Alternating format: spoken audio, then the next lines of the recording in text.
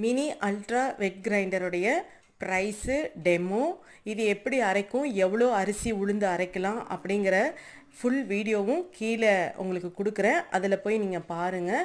இதனுடைய review and எப்படி வந்து இதை யூஸ் பண்ணலாம், எவ்வளோ அரைக்கலாங்கிறதையும் பார்த்துட்டு உங்களுக்கு பிடிச்சிருந்தா ஒரு லைக் போட்டு சப்ஸ்கிரைப் பண்ணிடுங்க.